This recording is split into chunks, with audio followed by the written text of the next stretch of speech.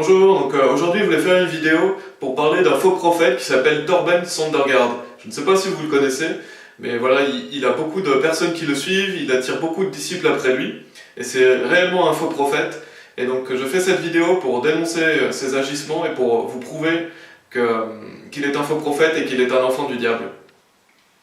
Donc cette vidéo elle est vraiment en réponse à une vidéo qu'il a faite il y a quelques années, et pour prouver à quel point ces doctrines sont perverses et à quel point elles sont non bibliques. Et il est l'initiateur d'un mouvement qui s'appelle The Last Reformation, donc qui est un mouvement qui a quand même assez d'ampleur en Europe. C'est lui l'initiateur de ce mouvement. Et on avait déjà écrit un article à ce sujet pour dénoncer ce mouvement. Si vous voulez, il y a le lien dans la description. Je ne sais pas si à l'avenir on fera aussi une vidéo pour dénoncer ce mouvement et les films qu'ils ont pu faire aussi. Mais là dans cette vidéo, normalement cette seule vidéo, si vous suivez ce monsieur, si vous faites partie de ce mouvement, cette seule vidéo vous montrera à quel point il enseigne des hérésies de damnation et à quel point c'est un homme pervers et un faux prophète. Donc commençons à lire deux passages. Donc lisons en Matthieu 7, Matthieu chapitre 7 au verset 22 et 23, où la Bible dit « Beaucoup me diront en ce jour-là, Seigneur, Seigneur, n'avons-nous pas prophétisé en ton nom, et chassé les diables en ton nom, et fait beaucoup d'œuvres merveilleuses en ton nom? Et alors je leur déclarerai, je ne vous ai jamais connu, retirez-vous de moi, vous qui pratiquez l'iniquité. » Donc ce sont les paroles de Jésus-Christ. Et qu'est-ce que dit Jésus-Christ? Il dit que beaucoup de personnes vont lui dire « Seigneur, Seigneur, n'avons-nous pas prophétisé en ton nom, et chassé les diables en ton nom, et fait beaucoup d'œuvres merveilleuses en ton nom? » Donc on voit qu'est-ce que font ces personnes. Elles parlent de leurs œuvres, d'avoir prophétisé, d'avoir chassé les diables, d'avoir fait même, il est dit, des œuvres merveilleuses, enfin, fait beaucoup d'œuvres merveilleuses en ton nom. Donc on voit que ces gens-là apportent leurs œuvres devant Jésus-Christ. Or, nous ne sommes pas sauvés par les œuvres, mais par la grâce. C'est pour ça que Jésus nous dit après, et alors je leur déclarerai, je ne vous ai jamais connu, retirez-vous de moi, vous qui pratiquez l'iniquité. Pourquoi? Parce que toute personne qui croit être sauvée par ses œuvres va être damnée.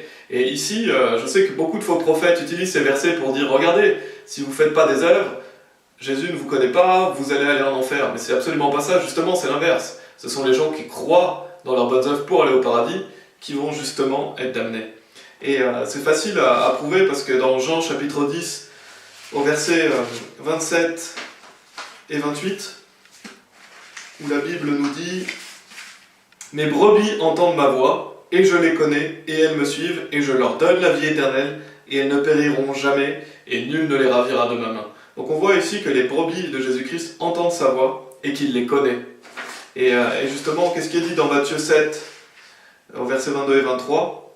« Je ne vous ai jamais connu. » Si Jésus-Christ vous connaît, comme il le dit dans Jean chapitre 10, il ne pourra pas dire « Je ne vous ai jamais connu », parce qu'il vous a connu avant. On ne peut pas dire à quelqu'un qu'on n'a jamais connu si on le connaissait avant. Donc ça, ce sont vraiment des personnes qu'il n'a jamais connues. Donc ce ne sont pas des brebis, ce ne sont pas des gens sauvés qui ont perdu leur salut, ou des gens sauvés qui n'ont pas fait des œuvres pour garder leur salut, absolument pas, parce que le salut, une fois reçu, est pour toujours. Donc ici, ça parle simplement des gens qui n'ont jamais vraiment cru en lui, mais qui croient dans leurs actions.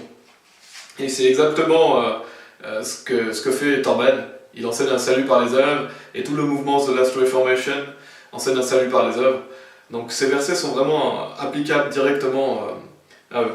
Ensuite, analysons un autre passage dans 2 Pierre 2,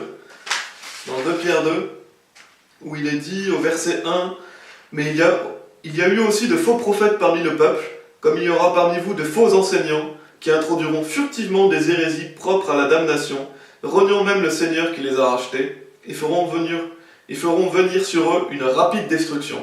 Et beaucoup suivront leur chemin pernicieux, par lesquels on dira du mal du chemin de la vérité. Et par la convoitise, ils vous exploiteront par des paroles feintes, dont le jugement depuis longtemps ne tarde pas, et leur damnation ne sommeille pas. » Pourquoi je vous ai lu ces versets? Pour vous montrer qu'il y a vraiment des gens, des faux prophètes comme Torben, qui vont introduire furtivement des hérésies propres à la damnation. Donc qui vont enseigner un faux salut qui conduise à la damnation. Et la Bible dit même que beaucoup suivront leur chemin pernicieux, et ils vont par des paroles feintes justement vous exploiter. Et c'est exactement ce que fait Torben, et c'est ce qu'on va voir dans cette vidéo. Justement, à quel point c'est exactement ce qu'il fait. Et pour justement répondre à la vidéo qu'il a faite, et pour analyser cette vidéo qu'il a faite pour montrer à quel point il est un faux prophète, Commençons déjà par donner le titre de la vidéo. Donc quel est le titre de la vidéo de Torben? C'est « Le baptême d'eau est-il nécessaire au salut? Oui et non ». Donc ça c'est le titre de sa vidéo. Le baptême d'eau est-il nécessaire au salut? Oui et non. Donc déjà, ce titre est malhonnête, parce qu'on ne dit pas oui et non, c'est oui ou non. Mais c'est pas oui et non. Et d'ailleurs, la Bible nous dit en Matthieu chapitre 5 au verset 37, « Mais que votre parole soit oui, oui, non, non, car quoi que ce soit qui vient en plus, vient du mal. » Donc rien que ce titre vient du mal, parce que Torben dit oui et non. Il ne dit pas oui, ou il ne dit pas non, il dit oui et non. Donc c'est vraiment trompeur, et c'est hypocrite. Et dès le début de la vidéo, donc il répond à la question « Est-ce que je crois que le baptême fait partie du salut ?» Est-ce que je crois que le baptême fait partie du salut? Et quelle est la réponse de Torben? Il dit « Oui, bien sûr, c'est ce que je lis dans la Bible. » Donc Torben dit qu'il lit dans la Bible que le baptême fait partie du salut. Donc c'est absolument hérétique parce que la Bible n'enseigne à aucun moment que le baptême fait partie du salut. En Actes chapitre 16, au verset 30 et 31, quand la question est posée « Que dois-je faire pour être sauvé ?» La réponse est « Ils dirent crois au Seigneur Jésus-Christ et tu seras sauvé et ta maison. » Donc comment on est sauvé? En croyant en Jésus-Christ, c'est certainement pas en étant baptisé. Et justement, ces faux prophètes utilisent souvent Marc chapitre 15 pour essayer de faire croire que le baptême fait partie du salut ou que le baptême est nécessaire au salut.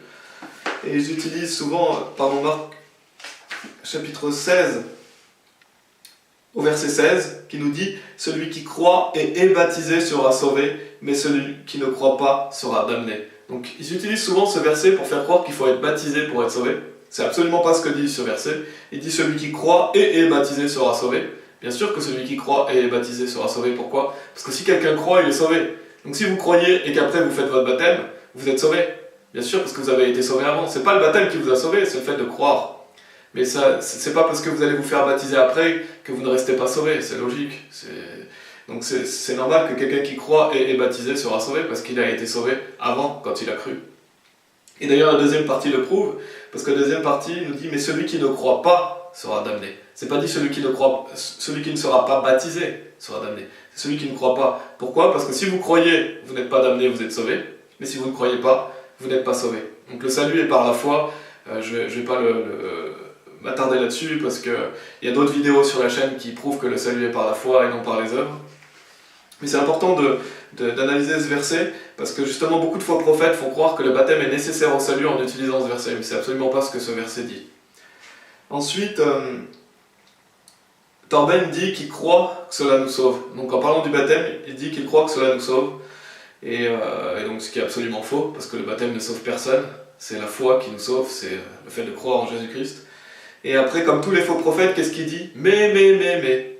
Donc il donne ses arguments et après il dit mais. Et ça, c'est typique des faux prophètes. Il faut toujours faire attention aux personnes qui vous disent par exemple « Ah oui, vous êtes sauvés par la foi, c'est une grâce de Dieu, mais... » Là, il faut écouter attentivement ce qu'ils vont vous dire, parce que ce « mais » est vraiment un mauvais signe, et souvent, c'est signe que c'est un faux prophète, ou c'est quelqu'un qui n'a pas compris l'évangile, et parce que généralement, ils disent « Vous êtes sauvés par la grâce, vous êtes sauvés par la foi, mais il faut persévérer jusqu'à la fin. » Donc là, vous voyez tout de suite que c'est un faux salut, parce que c'est « Vous êtes sauvés par la foi et par la grâce, et il n'y a pas de « mais ». C'est tout simple, le salut est vraiment simple. Il n'y a aucun « mais » au salut. Et Torben dit « mais », ce qui est typique des faux prophètes. Et il donne un exemple grotesque, une personne chinoise qui se convertirait dans sa cellule, donc qui se repentirait envers Dieu, qui crierait à Dieu pour être sauvé. Et il donne cet exemple. Et il dit que si cette personne est vraiment sauvée, alors peut-être que Dieu va faire en sorte de faire un miracle, une goutte d'eau va apparaître sur son front, et ce sera son baptême, ou il dit des choses ridicules comme ça. Vraiment un exemple complètement ridicule. Que vous pourrez écouter dans la vidéo. Je mettrai le lien de sa vidéo pour que vous puissiez voir à quel point il enseigne des hérésies. Et bien sûr, je ne vous conseille absolument pas d'aller sur sa chaîne YouTube, de regarder ses films, etc. Ça ne sert absolument à rien parce que c'est un faux prophète. Et je vous mettrai simplement le lien de sa vidéo pour que vous puissiez voir à quel point c'est grotesque et que ce que je vous dis ici dans cette vidéo, c'est ce qu'il dit dans sa vidéo. Et que justement, il enseigne des hérésies. Et donc il utilise cet exemple grotesque en disant que si quelqu'un est vraiment sauvé, Dieu est Dieu, donc il pourra faire tout ce qu'il veut, et que cette petite goutte d'eau va apparaître, et ce sera son baptême, enfin des choses complètement ridicules. Et après il dit aussi que nous courons pour avoir la vie éternelle. Donc il utilise l'exemple de Paul, un passage où Paul, en 1 Corinthiens 9, nous dit « Ne savez-vous pas, au verset 24, ne savez-vous pas que ceux qui courent dans une course courent tous, mais un seul reçoit le prix? Alors courez afin que vous puissiez l'obtenir. Et tout homme qui s'efforce pour atteindre la prééminence est tempéré en toutes choses. Or, ils le font pour obtenir une couronne corruptible, mais nous pour une incorruptible. Par conséquent, ainsi je cours, non dans l'incertitude, ainsi je combats, mais non pas comme quelqu'un qui bat l'air, mais je maîtrise mon corps, et je l'amène en sujétion, de peur que d'une manière quelconque, lorsque j'ai prêché aux autres, je ne sois moi-même rejeté. » Donc il utilise ce passage pour faire croire que nous devons courir pour obtenir la vie éternelle. C'est absolument pas ce que ce passage dit. Ce passage parle de la vie de chrétien. Il ne parle pas du salut. La vie éternelle, on la reçoit lorsqu'on croit en Jésus-Christ. Il y a Jean 6, 47 qui nous dit, je vais le lire, Jean 6, 47, qui nous dit « En vérité, je vous dis, celui qui croit en moi a la vie sempiternelle, ou la vie éternelle. » Donc qu'est-ce que dit Jésus-Christ? Que si vous croyez en lui, vous avez la vie éternelle. Il ne dit pas celui qui court la course, il dit celui qui croit en moi. Et Torben fait croire que vous devez courir la course pour recevoir la vie éternelle. Alors que la vie éternelle, c'est un don gratuit. La Bible nous dit car le salaire du péché est la mort, mais le don de Dieu, c'est la vie éternelle par Jésus-Christ notre Seigneur. Donc c'est un don. Un don, c'est gratuit. Vous ne courez pas une course, vous n'essayez pas d'acheter un cadeau. Non, le cadeau, vous le recevez. Et Torben vous fait croire que vous devez courir après ce cadeau, pour essayer d'attraper ce cadeau, pour essayer de gagner votre salut. C'est même pas pour essayer d'attraper ce cadeau, c'est pour essayer de gagner votre salut. Et alors que Dieu nous donne ce cadeau gratuitement si on croit en son Fils. Et donc Torben est vraiment un menteur. Et il utilise ce passage pour ça, alors que ce passage parle de quoi? Des couronnes. Il parle des récompenses. Il parle du fait que si vous, une fois sauvés, si vous suivez Jésus-Christ, si vous courez pour lui, c'est-à-dire que si vous faites des œuvres, si vous êtes fidèle à Jésus-Christ, alors Dieu vous récompensera. Mais ça parle absolument pas du salut. Parce que quelqu'un qui est sauvé, mais qui fait aucune bonne œuvre, il est toujours sauvé. Et quand il dit « Lorsque j'ai prêché aux autres, je ne sois moi-même rejeté », il parle du fait que si dans votre vie de chrétien, vous ne marchez pas avec Dieu, Dieu peut faire en sorte que vous ayez des choses désagréables dans votre vie, il peut faire en sorte que voilà, il vous arrive de mauvaises choses dans votre vie. C'est ça que ça veut dire. Ça veut dire que dans votre vie de chrétien, vous pouvez chuter. Ça ne veut pas dire que vous allez être rejeté de la vie éternelle. Ça, c'est n'importe quoi. Parce que si vous avez reçu la vie éternelle, la Bible dit que vous êtes scellés de l'Esprit Saint jusqu'au jour de la rédemption. Donc que vous êtes sauvés pour toujours. Donc ça ne parle pas du salut, ça parle de la vie de chrétien. Et Paul ne voulait pas être rejeté dans sa vie de chrétien. Il voulait continuer la course et il voulait justement être récompensé par le Seigneur. Parce qu'une fois qu'on est sauvé, nous courons pour les récompenses. Nous courons par amour de Dieu, par amour des autres et pour être récompensés par Dieu, et pas pour notre salut. Alors que Torben lui dit que nous courons pour avoir la vie éternelle, ce qui est complètement faux. Et ensuite il continue dans ses hérésies et finit par dire « Et alors un jour nous serons sauvés ». Donc il donne tout un tas de choses, comme par exemple le fait de se repentir, de croire, de suivre ou d'être baptisé, je ne sais plus ce qu'il dit exactement. Et il dit « Et alors un jour nous serons sauvés ». Donc ça c'est vraiment absolument faux.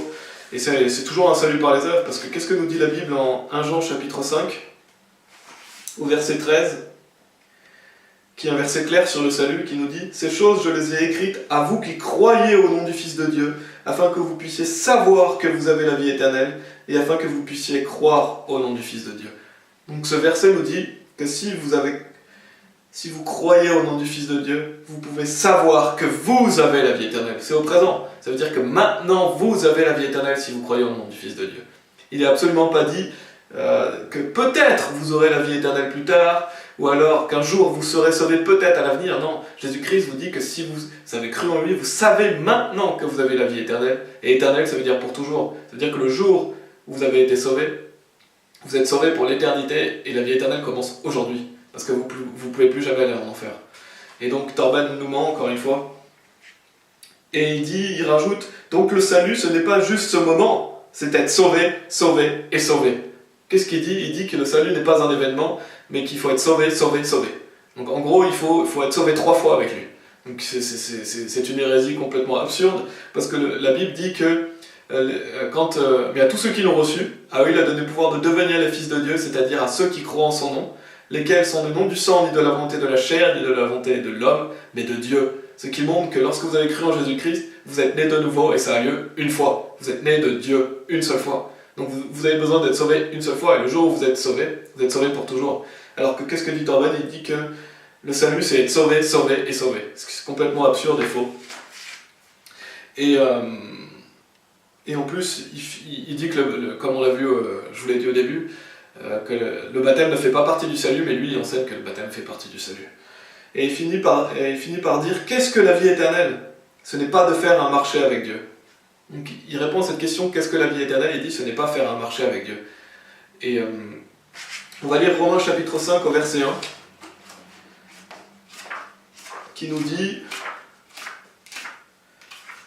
Romains chapitre 5 au verset 1, qui nous dit, par conséquent, étant justifiés par la foi, nous avons la paix avec Dieu par le moyen de notre Seigneur Jésus-Christ. Donc la Bible nous dit quoi? Elle nous dit que si on a cru en Jésus-Christ, on est justifié et on a la paix avec Dieu. Donc Dieu nous a réconciliés à lui lorsque nous avons cru en son Fils Jésus-Christ. Dieu nous réconcilie par notre Seigneur Jésus-Christ. Et donc nous sommes réconciliés avec lui. Donc la vie éternelle, c'est justement avoir été réconcilié avec Dieu. Et c'est absolument pas ce que dit Torben. Torben, lui, nous fait croire que c'est par les œuvres. Et c'est un processus, le salut, alors que le salut est un événement. Ensuite, qu'est-ce que dit Torben? Encore une fois, il dit, et si Jésus m'avait dit, Torben, crois seulement, tu n'as pas besoin d'être baptisé. Donc il part du principe que si Jésus lui avait dit, Torben, crois seulement, tu n'as pas besoin d'être baptisé. Torben nous dit, alors j'aurais fait cela, et je lui aurais obéi à 200%. Mais Dieu n'a pas dit cela. Donc ça, c'est vraiment absolument atroce ce qu'il dit. Parce que qu'est-ce qu'il est en train de dire? Il est en train de dire, si Jésus m'avait dit, Corben, crois seulement, tu n'as pas besoin d'être baptisé, alors j'aurais fait cela et j'aurais obéi à 200%. Mais Dieu n'a pas dit cela. Donc c'est typique du diable. Dès Genèse, qu'est-ce que fait le diable? Il dit, je paraphrase, mais il dit, Dieu a-t-il dit cela? Et justement, c'est ce que fait Torben. Torben, ici, est en train de vous dire, si Dieu avait dit cela, je l'aurais cru. Pourtant, c'est ce que Dieu a dit. Alors pourquoi, Torben, tu ne l'as pas cru? Parce que t'es un enfant du diable, tu as rejeté Dieu. C'est pour ça que tu ne l'as pas cru. Pourtant, Jésus-Christ, il nous l'a dit clairement. Jésus-Christ nous a clairement dit qu'il fallait seulement croire. Il nous a clairement dit cela, notamment en Jean chapitre 5 au verset 24. En vérité, je vous dis, celui qui entend ma parole et croit en celui qui m'a envoyé a la vie sempiternelle et ne viendra pas en condamnation, mais est passé de la mort vers la vie. Donc qu'est-ce que nous dit Jésus-Christ? Que si vous croyez en lui, vous avez la vie éternelle et vous ne viendrez pas en condamnation, mais vous êtes passé de la mort à la vie. Donc Jésus-Christ l'a clairement dit, Torben, tu ne l'as pas cru, mais Dieu te l'avait dit et tu as décidé de ne pas y croire. Et c'est pareil pour tout le monde, Dieu vous dit, crois au Seigneur Jésus-Christ et tu seras sauvé et ta maison. Maintenant, c'est à vous d'y croire ou de ne pas y croire. Jésus, il a dit, en vérité, je vous le dis, celui qui croit en moi a la vie éternelle. Jésus vous l'a déjà dit, maintenant c'est à vous de croire ou de ne pas y croire. Donc Torben, quand tu dis, si Jésus m'avait dit, oui, Jésus te l'a dit, mais tu as décidé de ne pas y croire. Et maintenant, qu'est-ce que ça a fait? Ça a fait que tu as rejeté Dieu, tu l'as rejeté, et tu es devenu un enfant du diable. Et dans Romains chapitre 1, la Bible nous parle clairement de ces personnes-là, notamment au verset 21, qui nous dit « Parce que lorsqu'ils connurent Dieu, ils ne le glorifièrent pas en tant que Dieu, ni ne furent reconnaissants, mais devinrent vains dans leur imagination, et leur cœur insensé fut obscurci. » Donc ce sont les gens comme Torben, qui, lorsqu'ils connurent Dieu, parce que Torben a lu la Bible, il y a certainement des gens qui lui ont annoncé l'évangile, ils ne le glorifièrent pas en tant que Dieu, ni ne furent reconnaissants, mais ils devinrent vains dans leur imagination, et leur cœur insensé fut obscurci. Son cœur est obscurci, et la Bible parle après des gens qui ont justement un esprit réprouvé. C'est ce qu'on appelle des réprouvés, des gens qui ont refusé l'évangile, et ils ont perverti la parole de Dieu par la suite, parce que ce sont des enfants du diable, et ils essayent d'attirer les gens après eux, et de les amener en enfer avec eux. Et c'est exactement ce que fait Torben. Il faut absolument que vous fuyiez loin de cet enfant du diable, dont la Bible fait un portrait en 2 Pierre 2, parce que comme on l'a vu en 2 Pierre 2 tout à l'heure, où je vais relire un petit peu 2 Pierre 2, qui nous disait « Mais il y a aussi de faux prophètes parmi le peuple, comme il y aura parmi vous de faux enseignants qui introduiront furtivement des hérésies propres à la damnation. » C'est exactement ce que fait Torben. Il introduit des hérésies propres à la damnation, parce qu'il vous fait croire que vous devez être sauvé 3 fois pour être sauvé. Il vous fait croire que le baptême est nécessaire au salut. Et non seulement cela, mais il enseigne la repentance des péchés aussi, et il enseigne le fait que vous devez persévérer jusqu'à la fin. Donc ça aussi c'est un salut par les œuvres. Donc 2 Pierre 2 décrit parfaitement ce que fait Torben. Et donc si vous faites partie de ce mouvement The Last Reformation ou si vous suivez Torben, je vous invite vraiment à fuir loin de lui, car la Bible prouve clairement que c'est un faux prophète. Par ses paroles, justement, on peut voir clairement qu'il pervertit l'évangile, qu'il pervertit la parole de Dieu. Et je vais terminer par vous donner ces versets qu'on a lus tout à l'heure. Chapitre 10, au verset 27 et 28, la Bible nous dit « Mes brebis entendent ma voix, et je les connais, et elles me suivent. Et je leur donne la vie éternelle, et elles ne périront jamais, et nul ne les ravira de ma main. » Donc écoutez la voix du berger, écoutez la voix de Jésus-Christ. Jésus-Christ vous dit qu'il vous connaît lorsque vous mettez votre confiance en lui. Et il dit qu'il vous donne la vie éternelle, et que vous ne périrez jamais. Ça veut dire que le jour où vous avez cru en lui, vous avez reçu la vie éternelle. Vous êtes sauvés pour l'éternité. Et nul ne les ravira de ma main, parce que Dieu vous tient dans sa main. Parce que Dieu vous aime. Il vous tient dans sa main. Jamais vous ne pourrez lâcher cette main, et jamais il ne lâchera votre main. Voilà la vraie bonne nouvelle de la Bible. La vraie bonne nouvelle, c'est que Dieu est amour, et que Dieu veut vous sauver, et il demande simplement que vous mettiez votre confiance en lui. Et si vous avez mis votre confiance en lui, alors vous avez la vie éternelle à partir d'aujourd'hui, et pour l'éternité.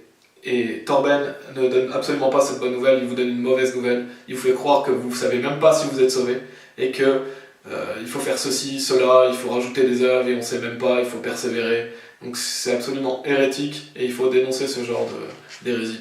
Voilà, j'espère que cette vidéo vous aura été utile, et que toute la gloire revienne à Dieu pour notre salut. Amen.